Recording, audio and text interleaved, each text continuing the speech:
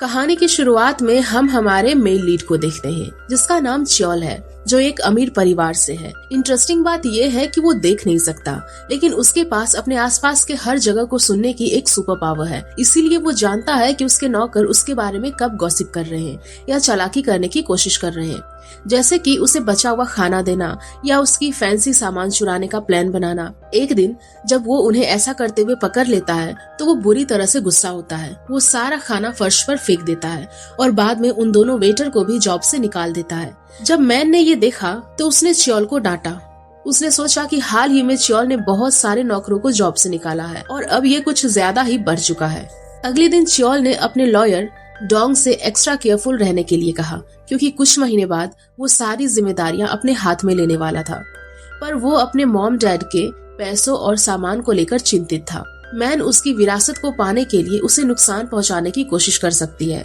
हम देखते हैं कि इससे पहले एक एक्सीडेंट हुआ था जिसमें च्योल के मॉम डैड की मौत हो गई थी और च्योल ने अपने आंखों की रोशनी को भी खो दिया था। और हम अनुमान लगा सकते हैं इन सब में सबसे अधिक फायदा जिसे होगा वो मैन है, जो आसानी से प्रॉपर्टी को हासिल कर सकती है। अब च्योल के घर पर हम चाजिंग नाम की एक लड़की को देखते हैं, जो एक नौकरानी के रूप में अपना परिचय देती है। च्योल ने उसकी आवाज को पहचान लिया, क्योंकि हाल ही में मॉल में उसकी उस लड़की के साथ लड़ाई हुई थी। जब उसने उससे पूछा कि क्या वो पहले मिल चुके हैं, तो उसने तुरंत हाँ कह दिया। वो इस बात से डर रही थी कि अगर उसने झूठ बोला तो उसे अपने नौकरी से हाथ धोना पड़ सकता है। कुछ समय बाद च्योल ने सोचा कि जंगयून एक अच्छी नौकरानी साबित हो सकती है, लेकिन फिर वो मैन को जंगयून से बात करते हुए सुना, जहां जंगयून को च्योल पर जासूसी करने के लिए कहती है, जिसे सुनकर वो परेशान हो गया। इसीलिए उसने उसी समय जंगयून को नौकरी से निकाल दिया। जंगयून काफी उलझन में और गुस्से में थी। वो च्योल से कहती है कि उसकी जिंदगी में दुख होने की वजह ये नहीं है कि वो देख नहीं सकता, बल्कि उसका लोगों के प्रति बुरा रवैया है। जब जंगयून चली गई तो च्योल को इतना गुस्सा आया कि उसने अपनी कॉफी टेबल को ही तोड़ दिया। आज तक किसी ने भी उससे इस तरह से बात करने की हिम्मत नहीं की थी। अगली सुबह च्योल को उसके कंपनी की सेक्रेटरी चायरंग का कॉल आता है। वो उसे बताती है कि मैन उसका फैमिली हॉस्पिटल बेच रही है। इसीलिए च्योल ने तुरंत डोंग को इस बारे में बात करने के लिए बुलाया। लेकिन डोंग घर पहुंचता है तो वो पहले ही मैन के पक्ष में होता है और वो च्योल को कमरे में बंद कर देता है ताकि वो हॉस्पिटल के डील में दखलंदाजी ना कर सके। हालांकि च्योल हार नहीं मानता। वो कंबल को रस्सी बनाकर खिड़की के जरिए बाहर आता है और वो सड़क पर किसी से लिफ्ट मांगने की कोशिश करता है, पर अनफॉर्चुनेटली उसे कोई भी लिफ्ट नहीं मिलती। वो काफी निराश महसूस करता है। तभी वहाँ पर जंगयून अपनी स्कूटी से गुजर रही थी। वो च्योल को देखकर रुक जाती है और उसे कहती है कि इस वक्त उसे कोई भी लिफ्ट नहीं मिलेगी, पर च्योल उससे नाराज होकर वहाँ से जाने लगता है। जैसे ही वो सड़क पर चलना शुरू करता है, एक गाड़ी उससे टकराकर चली जाती है। उसे सड़क पर गिरा हुआ देख जंगयून उसकी मदद करने वापस आ जाती है। वो उसे अपनी स्कूटी से उसके ऑफिस में ले जाती है। च्योल पहली बार स्कूटी पर बैठा था, इसीलिए गिरने के डर की वजह से वो जंगयून को कसकर पकड़ लेता है। दूसरी ओर मैन हॉस्पिटल बेचने के पेपर्स पर साइन करने जाती है। तभी अचानक च्योल और जंगयून कमरे में आ जाते हैं। वो चिल्लाकर कहता है कि ये डील वैलिड नहीं है, क्योंकि मैंने इसके लिए अभी तक परमिशन नहीं दी है। उसे ऐसे गुस्से में देखकर खरीदार डील कैंसिल करके वहाँ से चले जाते हैं। फिर च्योल मैन से सवाल करता है कि आखिर कब तक वो उसे ऐसे ही फंसाती रहेगी, और वो मैन को अपनी मॉम डैड के मौत का जिम्मेदार भी ठहराता है। ये सुनकर मैन भी शॉक हो जाती है। वो सोचती है कि आखिर च्योल ने उसके माँ बाप के मौत का जिम्मेदार उसे क्यों ठहरा रहा है। बाद में वो उसकी कैबिन में च्योल के बातों के बारे में सोचती है।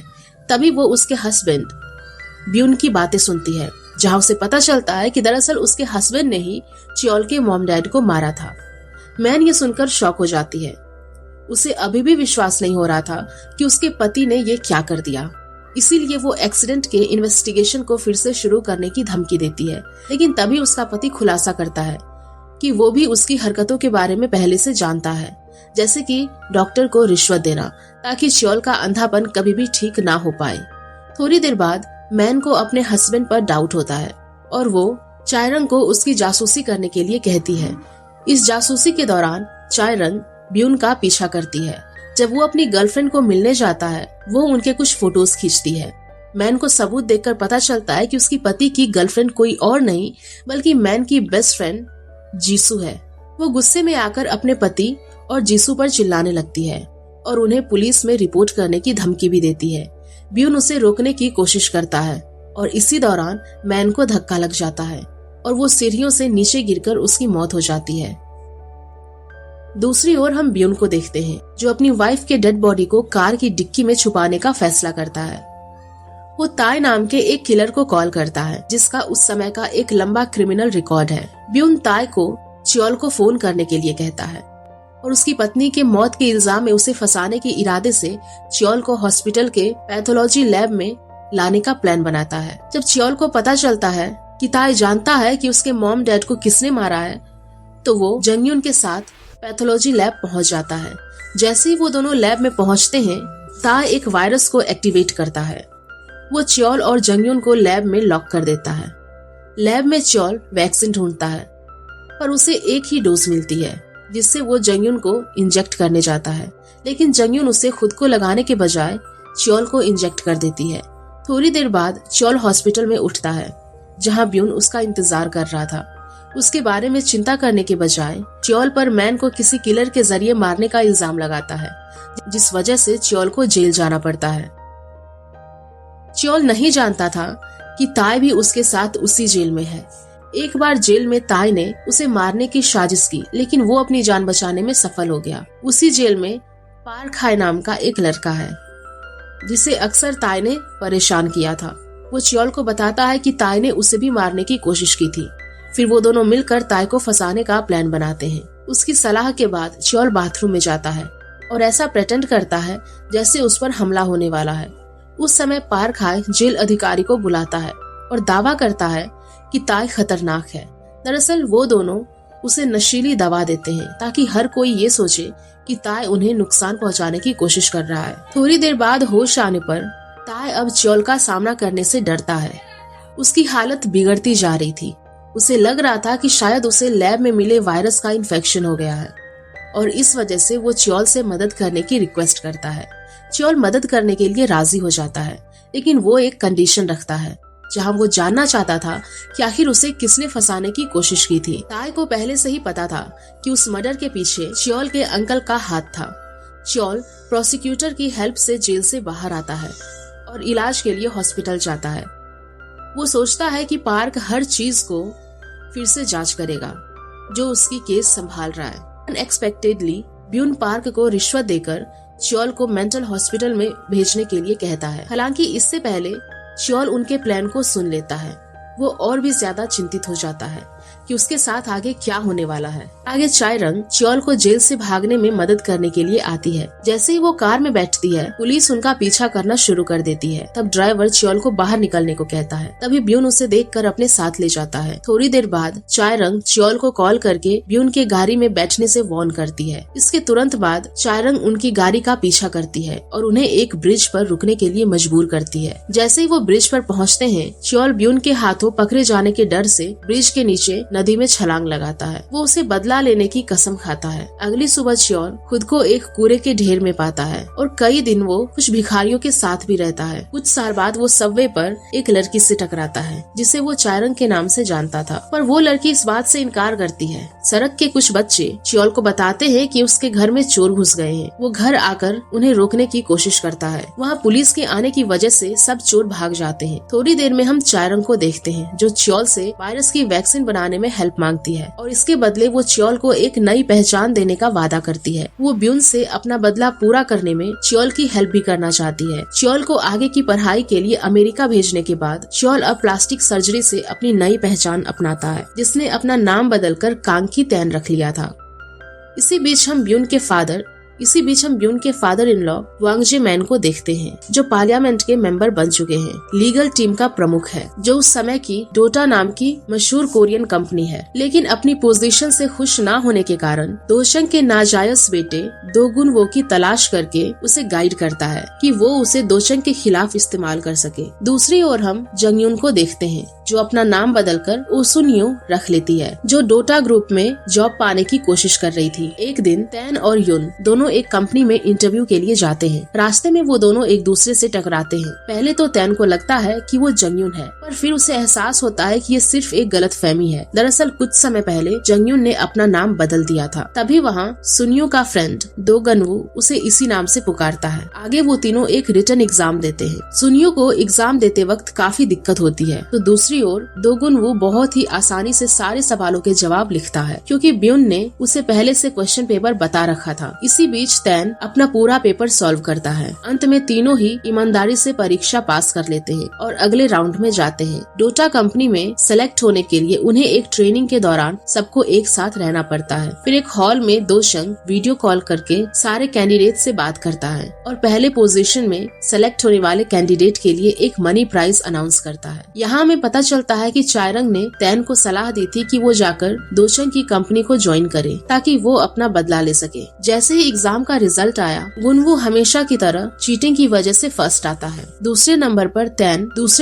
तैन, जबकि सुनियो सबसे लास्ट थी। इस वजह से गुनवू कम रैंकिंग को लेकर सुनियो का मजाक बनाता है। पढ़ाई के अलावा डोटा कंपनी कैंडिडेट की फिटनेस कंपटीशन भी लेती है। इसी बीच ब्यून ने देखा कि तैन गुनवू के लिए खतरा साबित हो सकता है, तो वो अपने तरीके से तैन से छुटकारा पाने की कोशिश करता है। एक दिन तैन को एक पेन मिलता है जिसमें एक कैमरा लगा हुआ था। उस समय ब्यून इंस्पेक्शन के लिए उसके रूम में आता है। वो उसे पेन रिकॉर्डर के साथ पकड़ लेता है, जिसकी वजह से तैन को पूछताछ के लिए जेल भेजा जाता है। सरप्राइजिंगली कि तैन काफी शांत होता है, क्योंकि वो जानता है उसे पहले से ही चंग की वाइफ का सपोर्ट था। यहाँ हम सुनियो को देखते हैं जो ट्रेनिंग के दौरान थककर नीचे गिर जाती है और उसके नाक से खून बहना शुरू होता है। आगे सारे कैंडिडेट को कुकिंग कंपटीशन के लिए टीम बनाने के लिए कहा जाता है, जिसमें कि तैन की एक टीम बन जाती है, पर सुनियो देर से आने की वजह से उसे बचे हुए कैंडिडेट के साथ टीम बनानी पड़ती है, जिसमें गुनवू भी था। कुकिंग कंपटीशन के दौरान सुनियो की टीम चंग की पसंदीदा डिश बनाने का फैसला करते हैं, तो दूसरी तरफ तैन की टीम काफी निराश होती है, क्योंकि उन्हें खाना बनाना नहीं आता और उनके डिशेस काफी खराब बनते हैं। गुनवू बहुत खुश था, क्योंकि उसकी टीम जजेस को इम्प्रेस करने में कामयाब होती है। एक दिन गुनवू चुपके से ब्यून से मिलता है, जो उसे अगली परीक्षा के लिए क्वेश्चन पेपर देना चाहता है, लेकिन गुनवू ये एग्जाम अपनी काबिलियत के आधार पर लिखना चाहता था, पर ब्यून उसे टॉप पोजीशन पर बने रहने के लिए मनाने की कोशिश करता है। फाइनली गुनवू वो आंसर शीट ले लेता है और हमेशा की तरह टॉप रैंक लेकर पास हो जाता है। इसी बीच सुनियो ने इस बार अपने स्कोर्स में इम्प्रूवमेंट की थी कि तैन को गुनवू की रैंकिंग पर डाउट होने लगता है, क्योंकि उसने उसे कभी भी बाकी कैंडिडेट की तरह हार्डवर्क करते हुए नहीं देखा था। आगे मार्शल आर्ट की ट्रेनिंग शुरू होती है और गुनवू आसानी से अपनी लड़ाई जीत जाता है, क्योंकि उसकी कॉम्पिटिटर एक फीमेल थी, तो वो उसके लुक को देखता रहता है। इसी बात का फायदा उठाकर वो फीमेल कैंडिडेट उसे नीचे गिरा देती है। जब सुनियो और तैन की बारी आती है, तो वो दोनों एक दूसरे पर समान रूप से हमला करते हैं। ट्रेनिंग के बाद सब लोग अपने रूम में लौट जाते हैं, जहाँ की तैन गुनवू का फोन कॉल सुनता है, जब वो ब्यून से एक कैफे में मिलने की बात करता है। ब्यून का नाम सुनकर तैन शॉक हुआ। फिर उसने गुनवू का पीछा करने का फैसला किया। कैफे में ब्यून ने गुनवू को आने वाले एग्जाम के बारे में कुछ जानकारी दी, जिसमें कैंडिडेट को पेशेंट से रिलेटेड कोई सर्जरी, कोई स्ट्रेटेजी बनाने थे। समय बीत गया और रिटन एग्जाम के रिजल्ट अनाउंस किए गए, जहां गुनवू हमेशा की तरह पहले रैंक पर था और ब्यून रिजल्ट अनाउंस करने ही वाला था। तभी मुनताई क्वांग ने ये कहते हुए उसे टोक दिया, ये फाइनल रिजल्ट पेशेंट स्ट्रेटेजी बनाने के बाद ही बताया जाएगा। क्वांग ने ऐसा इसीलिए किया था क्योंकि तैन ने पिछले दिनों उसे बताया था कि ब्यून हमेशा एग्जाम में गुनवू की मदद करता है। क्वांग नाराज था, क्योंकि 20 साल तक काम करने के बावजूद उसे उसके काबिल पोजीशन नहीं मिली, जबकि ब्यून बिना कुछ किए आसानी से उस पोजीशन पे पहुंच चुका था। रात में केस स्टडी को एनालाइज करते समय सुनियो को वीडियो में एक इम्पोर्टेंट आदमी के बारे में कुछ बातें पता चलती है, पर वो बिना किसी को बताए दूसरे दिन पुलिस स्टेशन में रिपोर्ट दर्ज करने चली जाती है। वहाँ जाते ही उसे पता चलता है गुनवू और तैन भी सेम आदमी की रिपोर्ट लिखाने पुलिस स्टेशन में आए थे। उन्होंने वीडियो के आदमी की जांच की। पुलिस उसकी पहचान नहीं कर पाए, क्योंकि उसकी शक्ल अलग थी और उसकी उंगलियों के निशान पूरी तरह डैमेज हो चुके थे और इसीलिए उसे पहचानना मुश्किल था। फिर भी तैन ने वीडियो के मौजूद आदमी की आवाज को पहचान लिया। आगे पेशेंट केस की सुनवाई के दौरान गुनवू को स्ट्रेटेजी केस में काम नहीं आती और ऐसा प्रतीत होता है कि ये केस खत्म होने वाला है। तभी तैन अपना गवाह लेकर पहुंच जाता है, लेकिन जो विरोधी वकील था वो उसे दावा किया कि तैन का गवाह इनवैलिड है और उसे मिले सबूत को डिस्ट्रॉय करने की कोशिश की। तैन ब्यून से फोन में मौजूद नंबर पर कॉल करने के लिए कहता है और सरप्राइजिंगली वहाँ मौजूद विरोधी वकील का फोन बजने लगता है। इससे ये साबित हो गया कि वकील ने मुकदमे में फ्रॉड किया था और इस तरह डोटा कंपनी ये केस जीत जाती है। अगले दिन ताई क्वांग सारे रिक्रूटर को इकट्ठा करते हैं और उन्हें बताते हैं कि डोटा कंपनी नकली दवा के उत्पादन से संबंधित एक नई समस्या का सामना कर रहा है, जिसे मीडिया ने भी, और इसीलिए डोटा कंपनी और उसके साथ जुड़े सहायक कंपनियों के स्टॉक के कीमत में भारी गिरावट हुई। पहले तो चंग ने ये न्यूज सुनकर बहुत गुस्सा हो गए और उन्हें लगभग दिल का दौरा पड़ गया। तभी ब्यून ने उसे बताया कि इस केस का मेन सस्पेक्ट माइकल चैंग मिल चुका है। तुरंत बाद चंग ने ब्यून को ताई क्वांग से कॉन्ट्रैक्ट करने और मीटिंग में मौजूद कैंडिडेट से मदद लेने की सलाह दी। मीटिंग में कैंडिडेट को माइकल से नकली दवा फैक्ट्री के लोकेशन के बारे में जानकारी इकट्ठा करने का काम सौंपा गया। ताई क्वांग ने टीम को 4 ग्रुप में डिवाइड किया। उसने सुयोंग और यूसंग ए को एक पार्टी में गेस्ट के रूप में जाने को कहा। अनफॉर्चुनेटली सुयोंग का ड्रेस थोड़े पुराने जमाने का था, इसीलिए तैन ने तुरंत उसे एक सुंदर ड्रेस ला कर दिया। पार्टी में संगे ने माइकल को डांस करने के लिए अप्रोच किया, पर दुर्भाग्य से जैसे ही वो माइकल से कपड़े में बग जोड़ने वाली थी, माइकल को कॉल आता है और वो डांस छोड़कर कॉल अटेंड करने चला जाता है। ताई क्वांग सीसीटीवी में सब कुछ देखता है और वो सोयंग से बचा हुआ काम पूरा करने को कहता है। माइकल सोयंग की तरफ पहले से ही अट्रैक्ट हो गया था। माइकल सोयंग के करीब आने लगा और उसे अपने साथ होटल रूम में लेकर गया। कमरे में वो उसे छूने की कोशिश करता है, तभी वो उसके ऊपर जूस गिरा देती है, जिसकी वजह से उसे कपड़े चेंज करने जाना पड़ा। इसी बीच तैन और गुनवू को सोयंग की फिक्र होने लगी। जब सोयंग 30 मिनट के बाद भी होटल के कमरे से बाहर नहीं आती, फिर वो दोनों होटल स्टाफ के कपड़े पहनकर उसे ढूंढने जाने का फैसला करते हैं। हालांकि जब वो दोनों कमरे में जाते हैं तो सोयंग तुरंत उन्हें बाहर जाने का इशारा करती है और वो माइकल की टाई को बग अटैच करती है। फिर रूम से बाहर आने से पहले एक नोट छोड़ती है। अगले दिन मीटिंग में ब्यून ने इस मिशन को पूरा करने के लिए ब्यून की टीम को अपॉइंट किया, जबकि बाकी लोगों को कोरिया लौट जाने के लिए कहा। कुछ देर बाद सोयंग से माइकल ने फिर से कांटेक्ट किया कि तैन और गुनवू उस पर नजर रखने के लिए टीम में शामिल हो गए।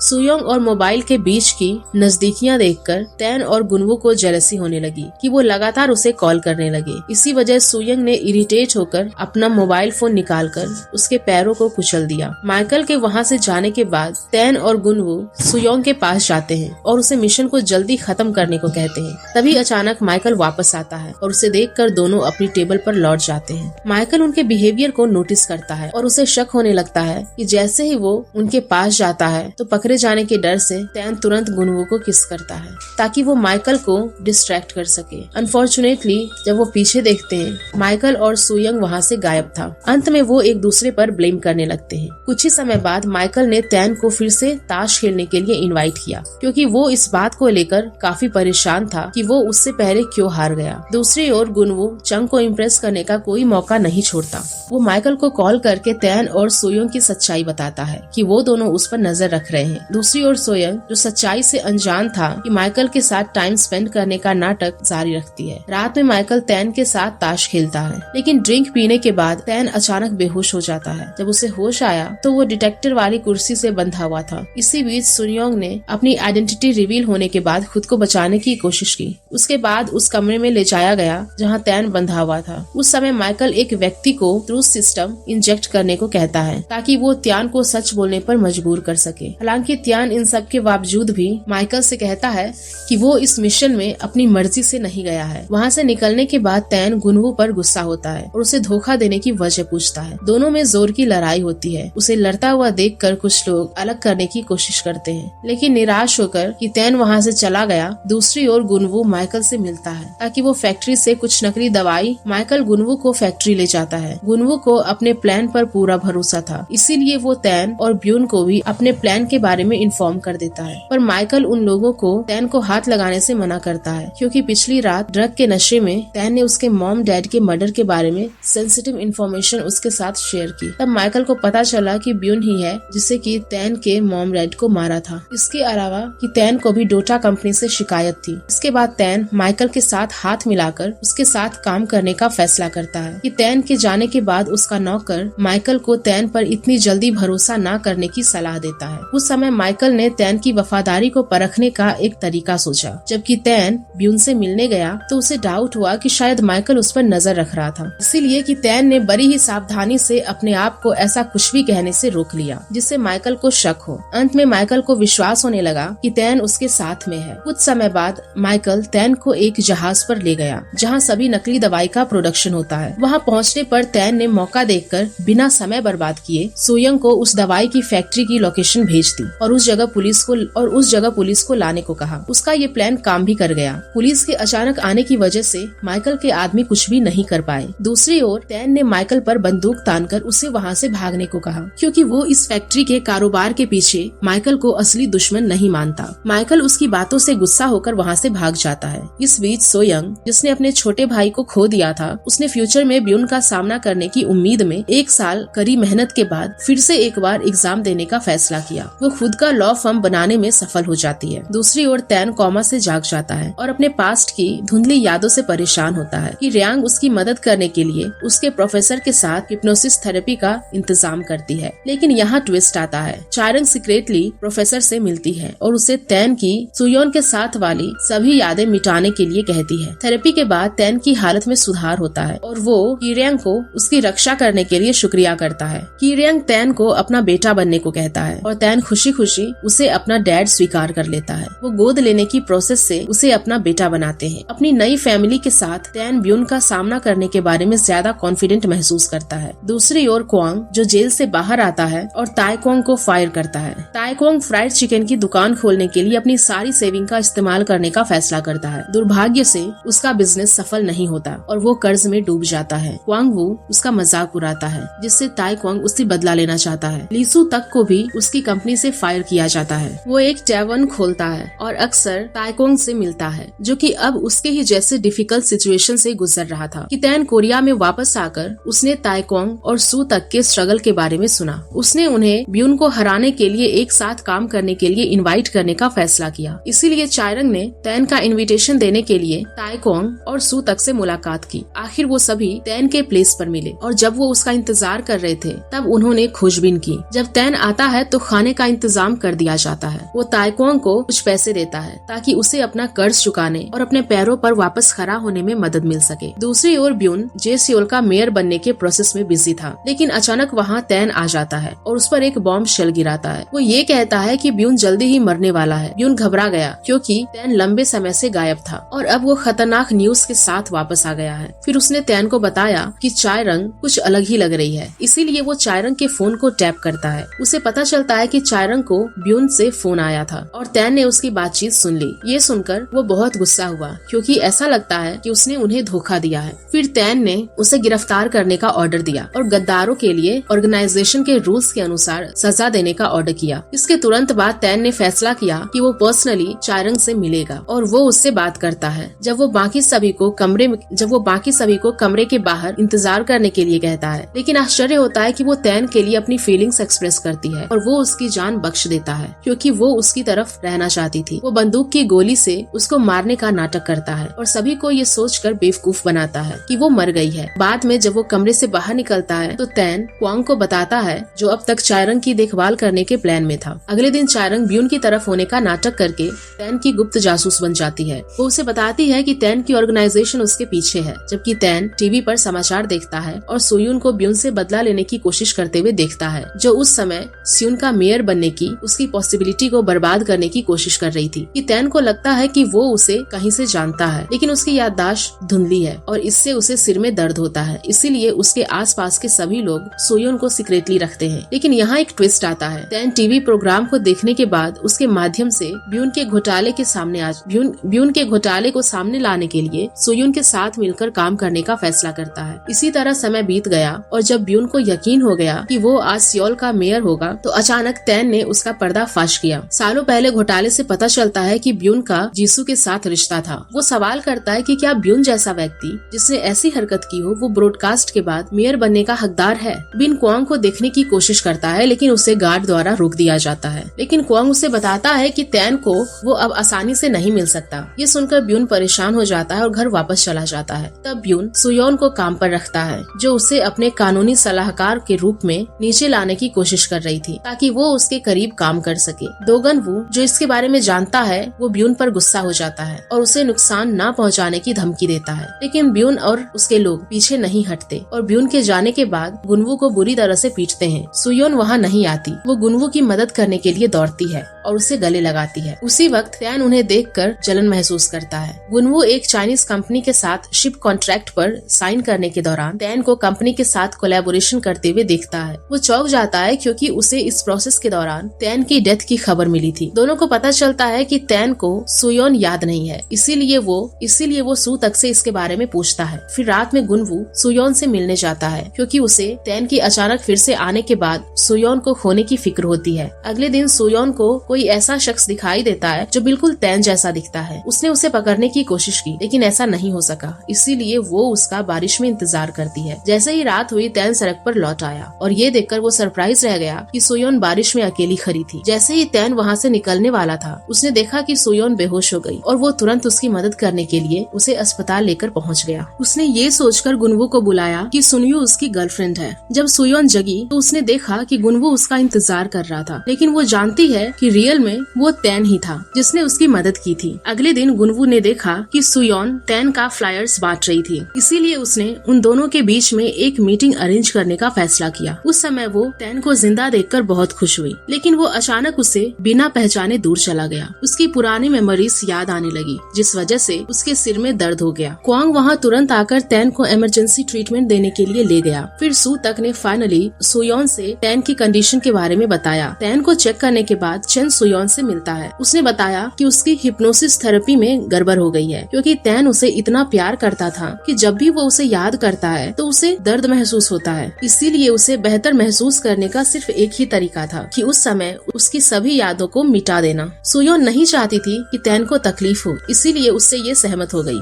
और उसने तैन को अलविदा कहते हुए किस किया। जब उपचार के बाद तैन उठा, उसे याद नहीं आ रहा था कि सुयोन कौन है। फिर भी वो खुशी से मुस्कुराई क्योंकि वो उसकी हालत में सुधार होते हुए देख रही थी। दूसरी ओर ब्यून के अफेयर्स के स्कैंडल के कारण उसने पॉपुलैरिटी खो दी और लोगों को ये प्रेटेंड करते हुए हायर किया कि उस पे हमला किया जा रहा है। उसने एक हीरो की तरह काम किया और बहुत पॉपुलैरिटी हासिल की और लोगों से झूठ बोला, लेकिन फिर एक सैनिक ने जियून पर हमला किया जिससे वो घायल हो गई। फिर ब्यून ने सहानुभूति हासिल करने के लिए इस स्कैंडल का इस्तेमाल किया। उसने मीडिया को इनवाइट किया और कहा कि उसकी वाइफ को सीरियस सर्जरी की जरूरत है। हालांकि जियून ज्यादा सीरियस नहीं थी, उसके एक्टिंग ने पब्लिक को उनके लिए सैड महसूस कराया। फिर भी वो सेटिस्फाई नहीं थी, इसीलिए उसने चायरंग से कहा कि ये मेयर बनना चाहता है। लेकिन फिर चायरंग ने ब्यून को एक सुझाव दिया। उसने कहा कि उसे बाकी कैंडिडेट से सपोर्ट लेना चाहिए और उन्हें इस रेस से बाहर कर देना चाहिए। ये सुनकर ब्यून उससे सहमत हो गया, लेकिन चायरंग ने सीक्रेटली क्वांग को बताया कि उसके पास मेयर चुनाव के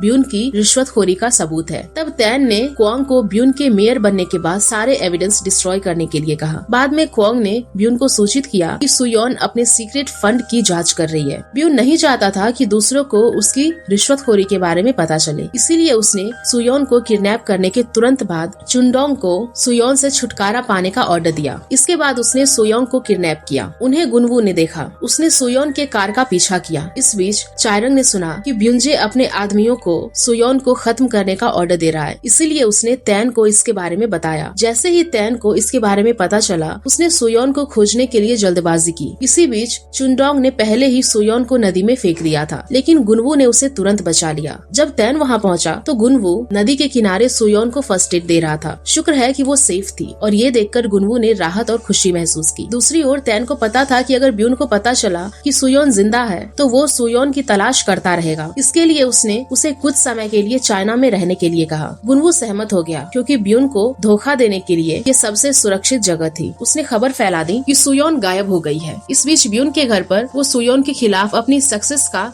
जश्न मनाने के लिए नशे में लौटा। उस समय जियो ने उसे शर्ट पर लिपस्टिक के निशान देखे और चायरंग से इसके बारे में पूछताछ की। उसे शक था कि उसका हस्बैंड अपने सेक्रेटरी के साथ अफेयर कर रहा है। हालांकि चायरंग ने उसके सवालों पर ज्यादा ध्यान नहीं दिया। वो अवसर पर जेमैन से आखिरकार ब्यून को चायरंग को गले लगाते हुए देखा। वो अपने दामाद को देखकर वास्तव में उससे नाराज था, लेकिन वो कुछ नहीं कर सका क्योंकि ब्यून सियोल का मेयर बनने वाला था और इससे जेमैन के लिए उसका राजनीतिक करियर आसान बन सकता था। इसीलिए उसे ये दिखावा करना पड़ा कि चायरंग के साथ ब्यून के मामलों के बारे में पता नहीं है। चुनाव के दिन ब्यून मेयर बन गया, जो कि एक्सपेक्टेड था, और तैन वहाँ अचानक उन्हें बधाई देने आया। लेकिन तभी कुछ प्रोसिक्यूटर्स वहाँ पहुँचे और उन्होंने ब्यून को चुनाव का कानून तोड़ने और अन्य अपराधों के इल्जाम में गिरफ्तार किया। जब तैन ने फुसफुसाया कि अभी तो खेल की शुरुआत है, ब्यून को इसे एंजॉय करना चाहिए, पुलिस स्टेशन में सुयोन को अपने सामने आते देख ब्यून शॉक हो गया। यहाँ तक कि उसने सोचा कि वो मर चुकी है। उसे लगा कि वो अपने खिलाफ सभी मामलों में फंस गया है और उसने जेमिन से मदद लेने की कोशिश की, लेकिन उसने उसे मना कर दिया। लेकिन जीसू के समझाने के बाद जेमिन बदल गया। उसके बाद उसने अपने आदमियों को चायरंग की जांच करने का ऑर्डर दिया, जो उन्हें सस्पिशियस लग रही थी। उन्होंने सबूत दिया कि चायरंग पुलिस स्टेशन में ब्यून की कामकाज पर नजर रखने के लिए तैन द्वारा भेजी गई एक जासूस थी। ब्यून की जिंदगी में वो मुश्किल बदलाव आया क्योंकि उसने पुलिस अधिकारियों को इसके बारे में जानकारी दी थी। रात को डिनर के बाद उसे आगे की जांच होने तक रिहा कर दिया गया। जेमिन ने ब्यून का सामना किया और सबूत दिया कि चायरंग तैन की जासूस है। ये जानने के बाद ब्यून ने झूठी जानकारी देकर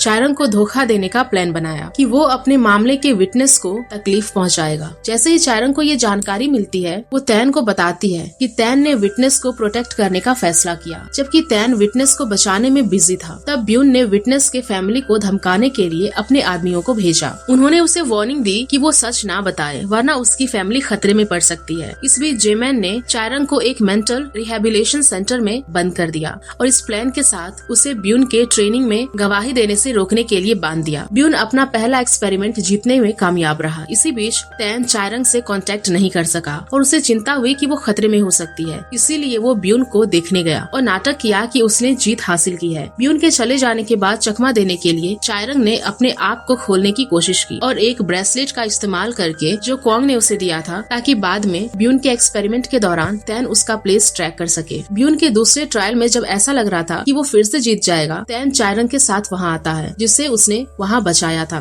उसने कोर्ट में गवाही दी कि गुनवू ने अपनी कार के कैमरा से फुटेज भी पेश किए, जिसमें दिखाया गया कि कैसे ब्यून दोषी पाया, जिसमें दिखाया गया कि कैसे ब्यून के लोगों ने सभी सबूत और विटनेस के साथ सुयोन को किडनैप कर लिया। जज ने ब्यून को दोषी पाया और उसे 5 साल की जेल की सजा हुई। समय बीत गया और एक दिन एक जेल प्रहरी के रूप में ब्यून पर हमला कर दिया और उसने कहा कि जेल उसके लिए नाइटमेयर होगा। जेल में ब्यून ने बाकी कैदियों के साथ खाने से इनकार कर दिया और हमेशा पहले खाना खा लेता था। जब बाकी कैदियों ने इसका विरोध किया, चुंगडॉन भी वहाँ मौजूद था, जिन्होंने उसके रूल्स को फॉलो नहीं किया। अगले दिन गुनवू जेल में ब्यून से मिलता है। वो उसे बताता है कि उसके पास ब्यून के बाकी गुनाहों का सबूत है, जिससे उसकी जिंदगी बर्बाद हो सकती है। यदि वो नहीं चाहता कि उसके एविडेंस एक्सपोज हो, तो गुनवू ने ब्यून के कंपनी को कम दाम पर खरीदने की पेशकश की। ये सुनकर ब्यून इतना निराश हो जाता है कि वो बिना किसी कारण अपने सेलमेट को भी पिटाई कर देता है। जब एक और दिन चुंगडोंग को जेल से दूर बुलाया जाता है, तो ब्यून को अकेला छोड़ दिया जाता है और उसके सेलमेट उसके पहले वाले इंसिडेंट से नाराज होकर उसकी पिटाई करते हैं। जब जीसू और जेमिन ब्यून से मिलकर गए,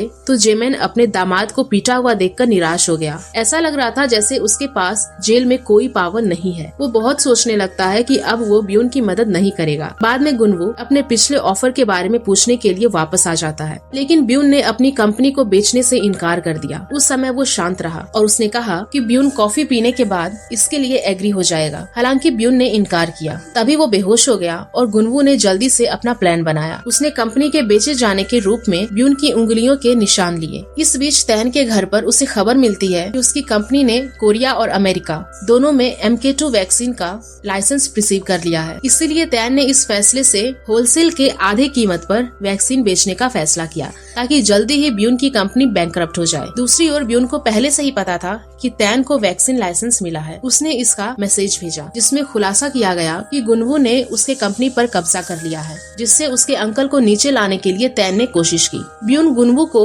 तैन के वैक्सीन लाइसेंस मिलने के बारे में बताता है। गुनवू ये सुनकर नाराज हो जाता है और तैन के साथ बैठकर मीटिंग तय करता है। बाद में तैन गुनवू के ऑफिस में जाता है और सुयोन के साथ गुनवू की एक तस्वीर देखता है। फिर पूछता है कि सुयोन उसे इतना करीबी क्यों लगती है, लेकिन इससे पहले कि ताई क्वांग जवाब दे पाता, गुनवू वहाँ आ जाता है और तैन से फोटो छीन लेता है। वह उसने खुलासा किया कि वो जल्दी ही सुयोन से शादी करेगा और तैन को उसमें दखल अंदाजी न करने की वार्निंग देता है। रात के समय गुनवू चाहता था कि सुयोन उसके साथ प्यार में पड़ जाए, इसीलिए उसने खुद को कुछ गैंगस्टर से पिटने दिया जो उसके पीछे थे, ताकि उसे सुयोन से सिंपैथी मिले। जिस बीच तैन अपने प्लेस पर वापस आ गया और अभी भी उस फोटो के बारे में सोच रहा था। आखिर में पता चला कि सुयोन के छोटे भाई ने पास्ट में में तैन की बहुत मदद की थी, लेकिन ब्यून ने उसे मार डाला। सुयोन भी उसका बदला लेने के लिए उसे सपोर्ट कर रही थी।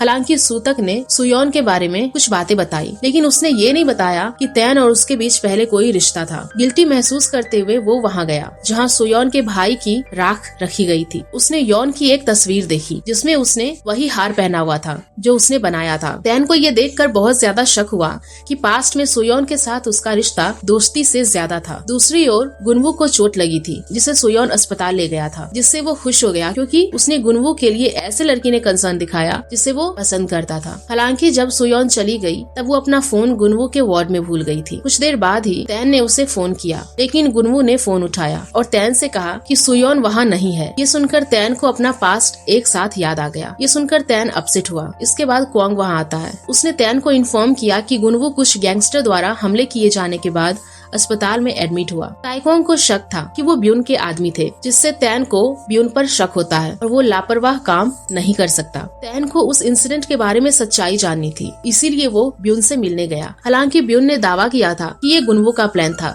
जेल से बाहर आने के बाद तैन चीजों की जांच करने के लिए अस्पताल गया और उसने गुनवू को सुयोन के साथ अस्पताल में बिल्डिंग की छत पर किस करते देखा। इस सब से तैन हर्ट महसूस करता है। वो सुयोन के साथ अपने पास्ट के बारे में जानने के लिए बेताब होता है। अगले वो सुयोन के रिश्ते के बारे में पूछने के लिए चायरंग के पास जाता है, जहाँ वो बताती है कि सुयोन एक ऐसी लड़की है जो उसे हमेशा सपोर्ट करती आई है और उसने हमेशा उसकी मदद की। यहाँ तक कि जब तैन ब्यून की वजह से जेल में डाल दिया गया था, तभी सुयोन ने उसका साथ नहीं छोड़ा। ब्यून के खिलाफ लड़ाई में तैन की मदद करने की वजह से वो विक्टिम बन गई।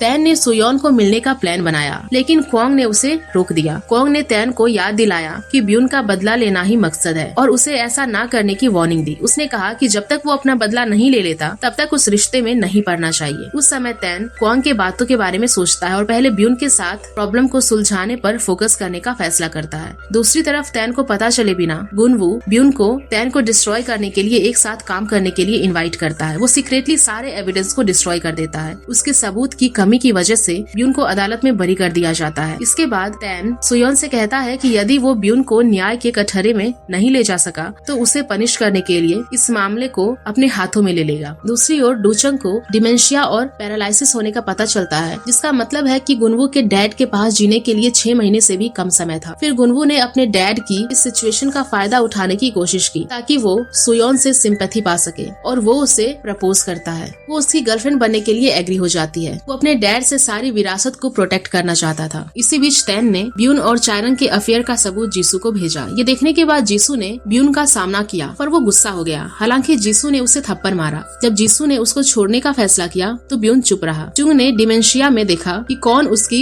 सच में फिक्र करता है। तैन सच में चंग की परवाह करता था। वो एक फैमिली मीटिंग अरेंज करता है और वो महसूस करता है कि दोशिन यंग ही एक ऐसी शख्स है जो सच में उसकी भलाई के बारे में चिंतित है, जबकि उसकी वाइफ और बेटे उसकी प्रॉपर्टी के लिए लड़ रहे हैं। शिनयंग उसे तुरंत मेडिकल थेरेपी करने पर जोर देती है। उसने अपने फैमिली के सभी मेंबर्स को इकट्ठा किया और उसने कहा कि वो जल्द से जल्द ऑपरेशन करेगा। दुर्भाग्य से सर्जरी के दौरान उसे कार्डियक अरेस्ट हुआ और उसकी अजीब तरह से डेथ हो गई। इसके बाद उसकी बॉडी गायब हो गई। उस समय शिनयंग ने अथॉरिटीज को इसकी सूचना देने की सलाह दी, लेकिन गुनवू ने इनकार कर दिया क्योंकि इससे डूडू ग्रुप के शेयर में गिरावट आ सकती है। कोई और ऑप्शन नहीं होने की वजह से फैमिली अपनी विरासत पाने के लिए चंग का अंतिम संस्कार करने के लिए सहमत हो गई। लेकिन उन्हें आश्चर्य हुआ कि चंग ने मेंशन किया था कि उसकी सारी प्रॉपर्टी गुनवू को जाएगी। ये जानने के बाद जुन और क्वांग इस बात से गुस्सा हुए और क्वांग ने उसके प्रॉपर्टी के झगड़े में गुनवू पर अटैक भी किया। दूसरी ओर सुयोन को गुनवू का सेलफोन मिला और उसने गलती से ब्यून का एक मैसेज पढ़ा जिसमें कहा गया था कि चंग अभी भी जिंदा है और कहीं छिपा हुआ है। ये पता चलने पर सुयोन ने गुनवू का पीछा करते हुए एक विला तक गई जहाँ चंग को रखा गया था। उसने गुनवू को कबूल करते हुए सुना कि उसने वसीयत में हेराफेरी की है। ऑफिस में लौटने के बाद सुयोन ने विरासत की दोबारा जांच की और उसने सबूत पाया कि वो दरअसल नकली है। वो गुनवू के पास गई और उसे अगली फैमिली मीटिंग में उसे कबूल करने के लिए कहा, लेकिन जब वो चली गई तो गुनवू ने सभी सबूत जला दिए जो उसने दिए थे। बाद में फैमिली मीटिंग में सभी को ये देखकर आश्चर्य हुआ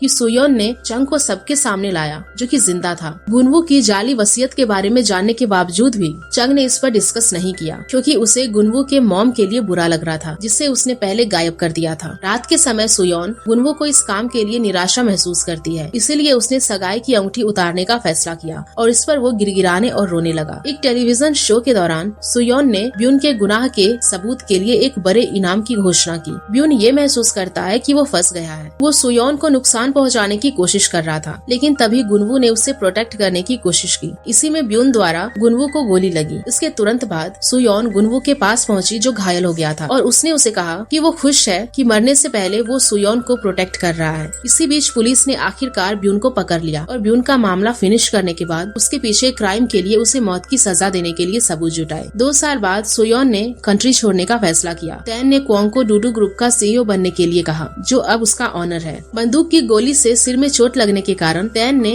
अपनी आंखों की रोशनी खो दी थी। अब टैन इस तरह रहता है जैसे वो अपने यंग एज में रहता था, जब वो देख नहीं पाता था। एक दिन सुयोन कोरिया लौट आई और सीक्रेटली टैन की सर्वेंट बन गई। टैन अपने सर की चोट की इलाज के लिए सर्जरी की तैयारी करता है और ऑपरेटिंग रूम में जाने से ठीक पहले वो बताता है कि वो जानता था कि सुयोन हमेशा से उसकी नौकरानी थी। ये सुनकर सुयोन मुस्कुराती है और कहती है कि वो उसके ठीक होने का इंतजार कर रही है और ये कहानी यहीं पर खत्म हो जाती है। तो गाइज, अगर आप लोगों को ये स्टोरी पसंद आई होगी तो प्लीज वीडियो को लाइक करिएगा, शेयर करिएगा और चैनल को सब्सक्राइब करना बिल्कुल मत भूलना। और ऐसे ही इंटरेस्टिंग ड्रामास के लिए चैनल को जरूर सब्सक्राइब कर लेना। Thank you.